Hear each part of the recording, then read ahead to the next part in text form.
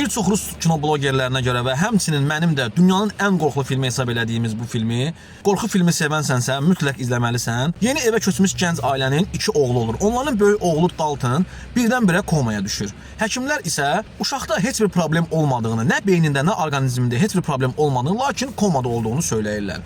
Uzun müddət xəstəxanada qaldıqdan sonra bunu öz evlərinə təxliyə etməyə qərara gəlirlər. Lakin evin kiçik oğlu gecələr qorxduğunu söyləyir. Nə üçün soruşanda isə o qardaşı Daltonun gecələr gəzdiyini söyləyir. Bu təbii ki, valideynlərin böyük şübhəsinə səbəb olur və evdə bundan sonra qorxulu hadisələr baş verməyə başlayır.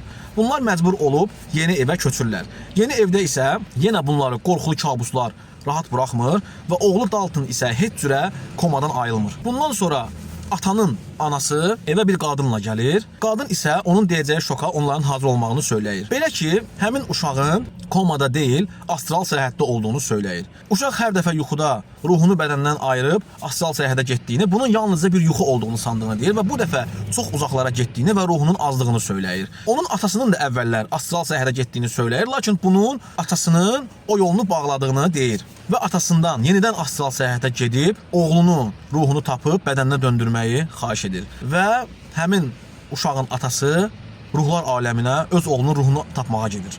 Film qorxulu səhnələrlə dolu filmdir və filmə siz qorxa-qorxa baxırsınız. Film ümumiyyətlə qorxulu film nə dərəcədə qorxunu bilmək istəyirsinizsə, yəni o filmə nə qədər siz qorxa-qorxa baxırsınızsa, deməli o film bir o qədər qorxuludur. İzləməyi unutmayın. Filmin adı isə türk dilində Ruhlar bölgəsi, rus dilində isə Astral. Film 5 seriya çəkilib. 5-i də mükəmməldir.